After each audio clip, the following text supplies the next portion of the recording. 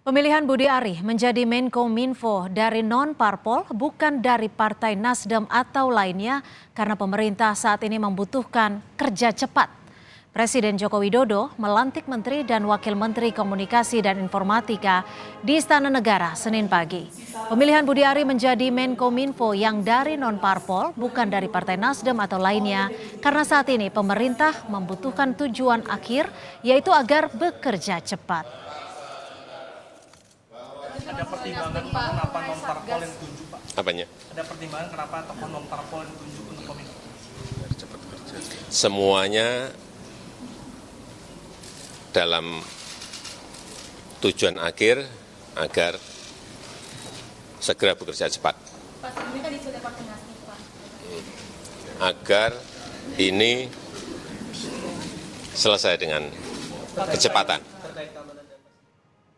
Mampukah Budi Ari mengemban tugas penting sebagai Menkominfo di tengah pengusutan kasus korupsi BTS? Lalu mengapa Presiden menjatuhkan pilihan Ketua Umum Projo menggantikan Johnny G. Plate?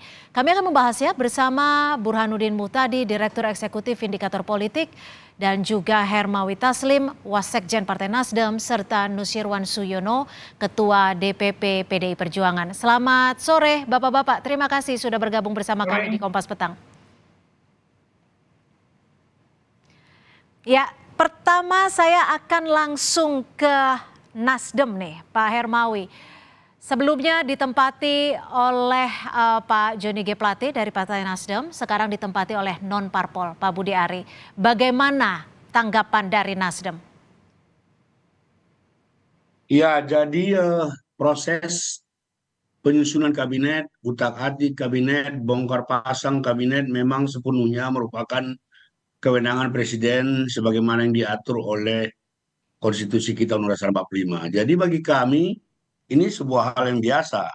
Kami juga sering mengalami terlibat ya orang kami langsung dalam proses reshuffle dan ini sesuatu yang wajar saja karena ini memang wilayahnya Presiden.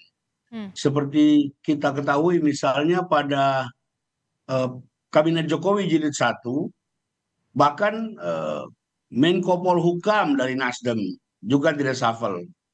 Penggantinya bukan dari Nasdem dan kita biasa saja.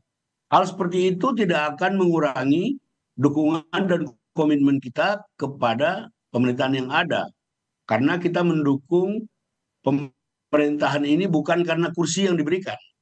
Ketika awal pemerintahan Jokowi Jilid 2 kita diberikan Menteri Kehutanan dan Lingkungan Hidup, kita diberi Menteri Pertanian, kita diberi Meninfokom, kita juga tidak minta. Jadi ya ini biasa saja, mengalir saja. Yang jelas kami sebagai pendukung pemerintahan Jokowi tetap pada sikap semula. Tidak akan terpengaruh oleh apa yang terjadi sore ini. Baik, artinya Partai Nasdem menanggapi ini secara santai, tidak ada yang berlebihan.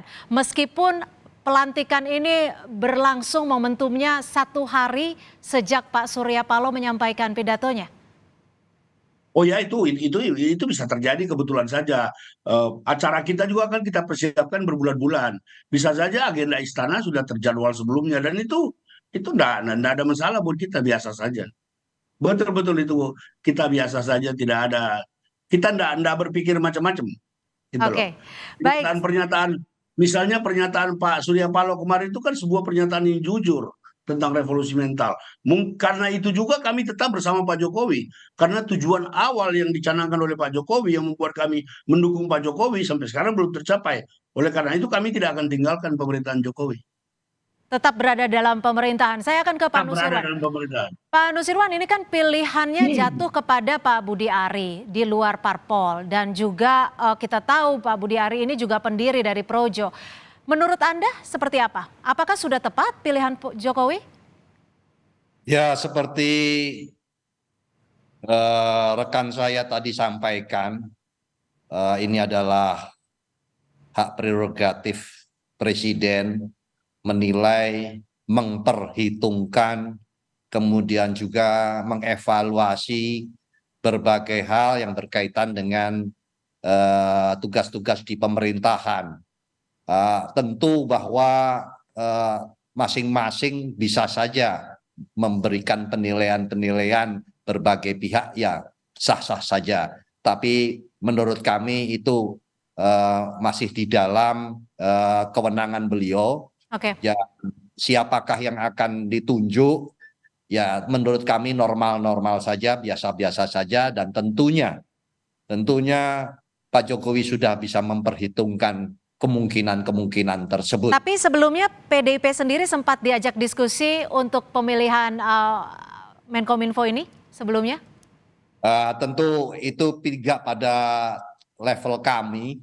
Jadi apakah sudah diskusi atau belum?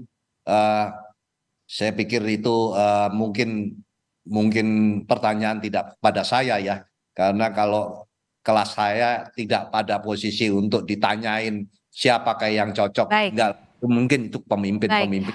Mas Burhan, kalau Anda melihatnya pilihan Jokowi yang jatuh pada Pak Budi Ari dari pendiri Projo ini seperti apa melihatnya? Ini suatu hal yang lumrahkah atau ada hal tujuan tertentu? Pertama, reshuffle yang dilakukan oleh Presiden Jokowi kali ini menunjukkan bahwa Presiden Jokowi bukan presiden yang alergi terhadap reshuffle. Ini adalah reshuffle yang ke-8 kali yang dilakukan oleh beliau.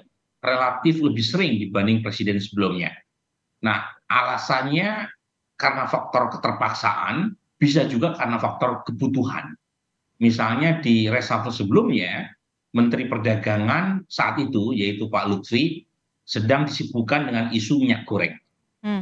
Kemudian diganti sama Zulkifli Hasan. Nah, kali ini ada faktor keterpaksaan, yaitu posisi Menkominfo yang sebelumnya dijabat oleh Pak Joni Plate itu kosong karena Pak Joni Plate tersandung isu korupsi BTS. Jadi mau tidak mau harus diisi. Nah, ketika diisi itu melibatkan bongkar pasang yang lain, terutama di bagian wamen atau wakil menteri. Nah, pertanyaannya, kenapa yang menggantikan Pak Joni Plate itu datang dari Non-parpol. fraksi relawan? Ya. Nah, biasanya pola-pola sebelumnya, bukan hanya zaman Pak Jokowi, tapi zaman presiden sebelumnya, kalau ada reshuffle yang melibatkan menteri yang merupakan representasi partai, itu penggantinya dari partai yang bersangkutan. Jadi misalnya kalau Pak Joni Plate diganti, pola sebelumnya itu Presiden Jokowi akan pulo nuwun memberitahukan kepada Bang Surya Paloh siapa rekomendasi dari Partai Nasdem untuk menggantikan ya posisi Pak Joni Plate. Itu yang terjadi pada waktu Pak Tejo Bayu atau Pak Enggar Tiasto Lukito ketika di reshuffle, penggantinya juga berasal dari rekomendasi Nasdem. Nah, kali ini tidak. Dan yang menarik, Pak Budi Ari ini sebelumnya kontroversial di mata pendukung Ganjar Pranowo karena mengatakan Pak Jokowi sudah mengendorse Prabowo Subianto. Dan konon Pak Budi Ari itu dijewer oleh Pak Jokowi karena mengatasnamakan Pak Jokowi mendukung capres Prabowo Subianto. Nah, dengan penunjukan Budi Ari ini, alih-alih dijewer, malah dikasih hadiah. Nah, pertanyaannya, apakah ini menunjukkan kecenderungan Pak Jokowi ke Pak Prabowo ataukah tidak? Nah, ini hanya rumput yang bergoyang yang bisa menjawabnya. Pak Hermawi ada tanggapan? Ya, jadi bagi kami tetap biasa. Tadi saya mau tanggapi Pak Burhan.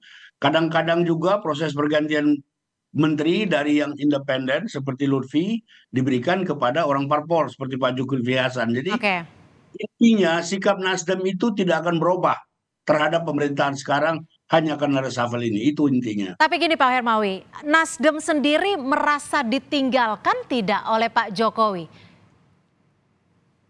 Jadi begini, Nasdem tidak pernah merasa ditinggalkan karena memang tidak ditinggalkan. Kalau kita dikatakan kita mau tetap bersama kabinet ini kecuali kita diminta keluar, itu prinsipnya ya. Itu prinsip yang selalu kami ungkapkan kepada para kader.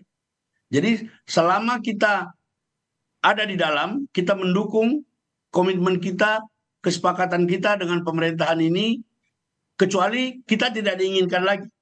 Itu lain cerita. Tapi kalau kita tidak akan meninggalkan lapangan.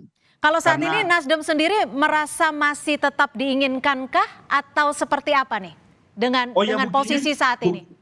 Buktinya kita ada di kabinet, buktinya kita ada di sejumlah sektor lain, saya tidak bisa sebut dalam pemerintahan ini, tidak hanya di kabinet, itu secara eksplisit menggambarkan bahwa kita juga tidak ditinggalkan gitu loh. Hmm. Nah, Jadi sikap Nasdem itu jelas sekali. Apa yang terjadi sekarang ini tidak akan mengurangi komitmen kita terhadap kebersamaan pemerintahan ini sampai hari terakhir. sampai hari Pemerintah. terakhir. Kalau dari kebetulan PDI memang- Perjuangan mungkin ingin menanggapi terkait hal ini. Apakah memang ada baiknya Nasdem tetap berada di lingkungan pemerintahan atau seperti apa? Karena kan kita tahu sudah ada beda sikap terkait dengan Pilpres 2024. Karena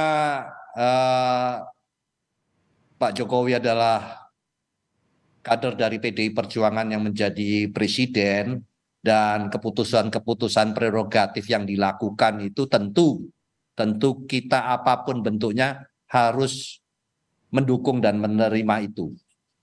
Maka kami tentu terima kasih. Kami sangat menghargai sikap yang disampaikan oleh Pak Hermawi tadi, tentu mewakili institusi, mewakili Nasdem, yang disampaikan apapun keputusannya dari presiden itu kami akan tetap mengikuti. Itu tadi kita sama-sama mendengarkan, dan itu tentu saya sangat mengapresiasi. Seharusnya demikianlah kita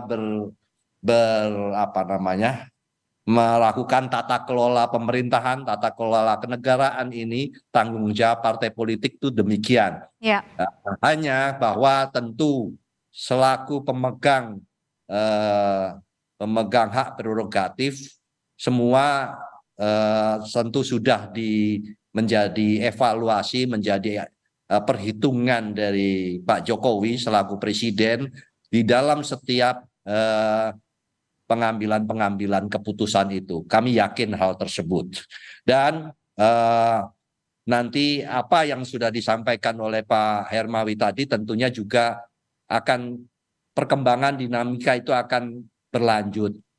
Karena proses di dalam tata kelola pemerintahan, tata kelola kenegaraan, di lembaga-lembaga negara tentu ada kebijakan-kebijakan, tentu ada keputusan-keputusan, dan itu sangat terkait dengan apa keputusan dan kebijakan dari partai-partai politik di dalam mensikapi keputusan-keputusan pemerintahan.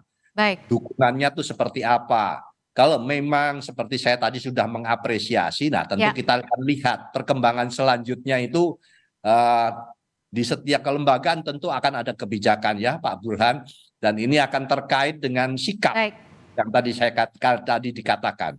Baik. Mudah-mudahan kalimat saya ini sangat cukup dipahami, karena kalau melihatnya hanya pada keputusan reshuffle kabinet saja, ini semua. Jadi ada lingkup yang lebih luas yang harus disoroti. Baik, kita masih akan kembali selepas jeda.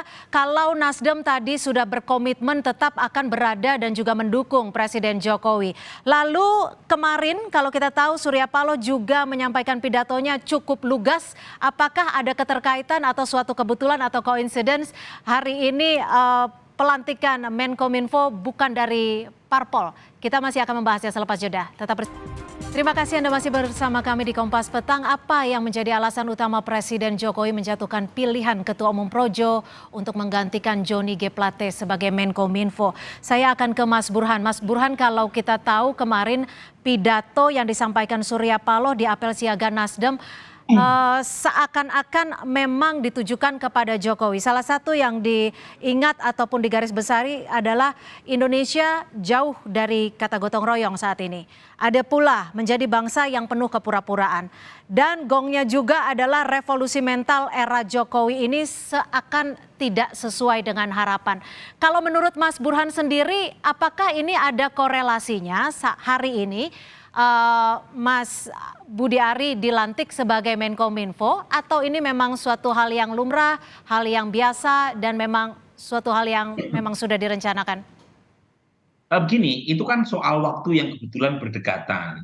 Tetapi saya kira tidak langsung berkaitan dengan acara apel siaga perubahan kemarin, karena hubungan Nasdem dan Istana itu sudah frozen, itu sudah sekitar beberapa bulan terakhir ya, terutama sejak Oktober 2022, pasca Nasdem mendeklarasikan Anies sebagai capres. Jadi bukan peristiwa 1-2 hari saja yang membuat akhirnya ada reshuffle ya. Dan jangan lupa memang ada isu hukum gitu ya. Jadi ada isu hukum yang sedang dihadapi oleh Joni Plate. Oke, Jadi Mas Burhan, memang tapi maaf saya potong. Ini kan Jokowi menyatakan bahwa alasan memilih Budi Ari agar proyek BTS cepat diselesaikan. Tapi se-urgent apa sih dipilih seorang Budi Ari untuk menggantikan Menkominfo yang saat ini? lagi-lagi soal pilihan terhadap nama atau terhadap person tertentu itu kan hak prerogatif presiden ya. Tapi poin saya begini loh, kalau kita lihat untuk kasus Wakil Menteri Agama Pak Zainud Tauhid dari P3, itu Presiden mendengar aspirasi P3 dengan mengganti Pak Zainud Tauhid dengan nama rekomendasi dari P3 hari ini, yaitu Pak Saiful Rahmat. Tetapi untuk pengganti Pak Joni Plate, itu penggantinya bukan dari Nasdem. Tetapi saat yang sama Presiden Jokowi juga tidak mereshuffle Pak Syahrul Limpo, Menteri Pertanian dari Nasdem, maupun Bu Siti Nurbaya, Menteri KLH. Artinya Pak Jokowi tidak melakukan reshuffle secara radikal terhadap seluruh menteri dari Nasdem. Kebetulan yang direshuffle menteri yang sedang tersangkut masalah hukum gitu loh.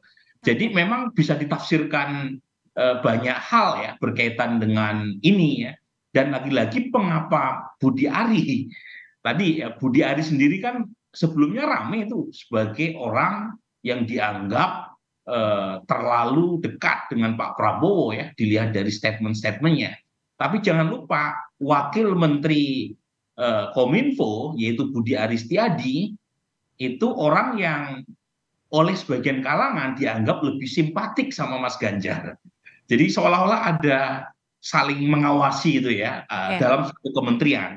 Dan buat saya pola yang sangat unik dari Presiden Jokowi kaitannya dengan reshuffle sekarang adalah ada beberapa menteri atau wakil menteri atau pejabat yang dilantik yang notabene mantan rival Pak Jokowi. Misalnya Jan Farid.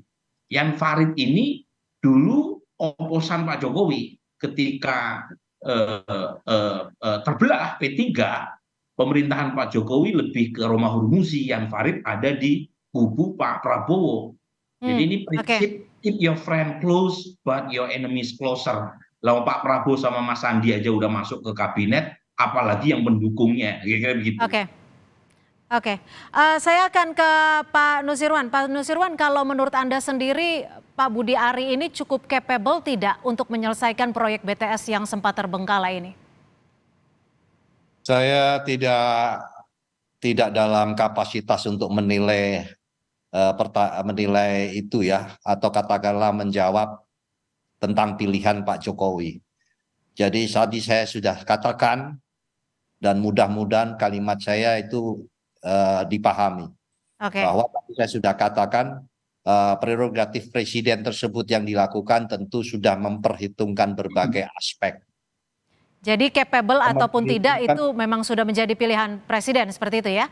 Karena itu ya itu prerogatif dan itu tentu dengan membaca berbagai hal yang tentu sudah diperhitungkan dengan lengkap ya, dengan menyeluruh, termasuk diantaranya adalah apa yang dikatakan oleh Bang Burhan tadi. Mas Burhan tadi menyampaikan beberapa tinjauan ya, itu bisa saja semua akan bisa menganalisa dari berbagai sisi ya, kan kita tidak bisa melarang analisa orang lain, itu kan tidak boleh. Ya sudah, itu masing-masing bisa membaca sendiri. Kenapa kok tidak berkonsultasi? Kok yang ditunjuk dari sini? Kenapa orangnya ini kok yang ini ya? Itu masing-masing bisa membuat analisa sendiri-sendiri dan kesimpulan sendiri-sendiri. Oke, tapi untuk figur seorang relawan berada di dalam pemerintahan menurut Anda seperti apa? Ya, tentu kalau seperti juga yang dari non-parpol yang lain, banyak yang dari profesional, yang berkalangan dari praktisi. Hanya bedanya dia itu tidak disebut relawan praktisi kan gitu, tidak gitu ya. Tapi itu sama-sama juga non partai politik. Jadi ya normal saja ya, tidak apa-apa. Normal saja. Ya. Baik, Pak Hermawi, kalau menurut Anda capable tidak Budi Ari untuk menyelesaikan proyek BTS ini? Dan yang menjadi alasan Jokowi adalah ingin kerja cepat. Apakah sebelumnya tidak kerja cepat atau seperti apa? Ya, seperti saya tegaskan tadi, ini kan hak prerogatif presiden yang diatur oleh Undang-Undang Dasar 45. Pertimbangan-pertimbangannya tentu sepenuhnya hanya presiden yang tahu. Alasan-alasannya, baik alasan politis, alasan profesional, itu presiden yang tahu. Oke. Kita hanya mendebak-debak, dan saya tidak mau menjadi pengamat karena saya seorang politisi. Oke. Tapi gini, Pak Hermawi, ini kan artinya komitmen Nasdem sudah jelas masih berada dalam kabinet Jokowi. Betul. Lalu persis, bagaimana ya. dengan elektoralnya nih? Akan mempengaruhi tidak? Jadi elektoral kami itu bisa dilihat dalam acara kemarin. Acara kemarin itu termasuk dari dapilnya Joni Plate, ada 314 orang yang datang dengan biaya sendiri. 205 ribu orang kemarin yang hadir, itu 80 ribu di GBK, 40 ribu yang naik motor, sisanya di luar kita pasang videotron. Kita lihat saja pada saatnya. Tetapi kami optimis karena kami tidak hanya kali ini saja mengalami reshuffle. Saya katakan tadi pada kabinet Jokowi jilid 1, Menko Polhukam dari Nasdem tidak juga diganti oleh Nasdem waktu itu. Jadi kita betul-betul menganggap reshuffle ini sesuatu yang sangat biasa, baik menyangkut Nasdem maupun menyangkut partai lain. Ini kan sudah 8 kali tadi Burhan mengatakan. Dan ini biasa saja, hidup harus terus berlangsung. Kami mendukung Jokowi bukan karena 3 kursi kabinet itu. Kita mendukung Jokowi karena kesamaan visi. Ya, silakan. Baik, jadi artinya Nasdem tetap berkomitmen untuk mendukung Jokowi dalam sisa pemerintahan ini. Lalu terakhir saya akan ke Mas Burhan. Mas Burhan, ini kan artinya komitmennya sudah dipastikan dan juga disebutkan tidak mempengaruhi terkait dengan elektoral. Terkait dengan hal ini seperti apa? Apakah ini salah satu bentuk strategi Partai Nasdem sendiri di tengah perbedaan perspektif, di tengah perbedaan pilihan?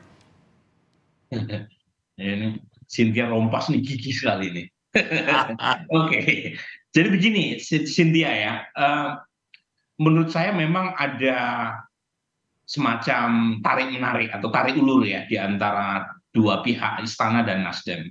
Jadi kalau misalnya Presiden Jokowi mereshuffle total seluruh representasi Partai Nasdem di kabinet, itu bisa atau dikhawatirkan bisa menimbulkan simpati kepada Nasdem. Jadi seolah-olah Nasdem dizalimi kalau misalnya semua menteri dari Nasdem dicabut gitu ya. Jadi seolah-olah Presiden Jokowi mereshuffle Nasdem karena faktor politik, yaitu mendukung Anies. Jadi saya kira Presiden Jokowi menghitung faktor itu sehingga tidak melakukan reshuffle, tapi caranya menteri yang tersandung kasus hukum diganti bukan dari representasi Nasdem itu sendiri. Sementara Nasdem sendiri, kalau misalnya mengundurkan diri rame-rame, itu juga tidak etis karena dianggap tidak sampai total mendukung sesuai dengan komitmen awal mengawal pemerintahan Presiden Jokowi sampai akhir. Jadi ya mungkin menunggu juga, kalau di reshuffle sih monggo, tapi kalau mengundurkan diri kayaknya enggak. Gitu ya. Baik, jadi saya coba membahasakan gitu ya apa yang tidak terkatakan. Karena kalau Cynthia nanya ke Pak Hermawi sampai malam pun juga jawabannya seperti yang tadi Pak Hermawi Tetap sampaikan, berkomitmen seperti itu ya. tetap berkomitmen. Baik, terima kasih Bapak-Bapak sekalian sudah bergabung bersama kami dan sudah menyampaikan perspektifnya di Kompas Petang hari ini. Mas Burhanuddin Muhtadi, Direktur Eksekutif Indikator Politik Indonesia, dan juga Pak Hermawi Taslim, Wasekjen Partai Nasdem, serta Pak Nusirwan Suyono, Ketua DPP PDI Perjuangan, sudah bergabung bersama kami di Kompas Petang. Selamat sore.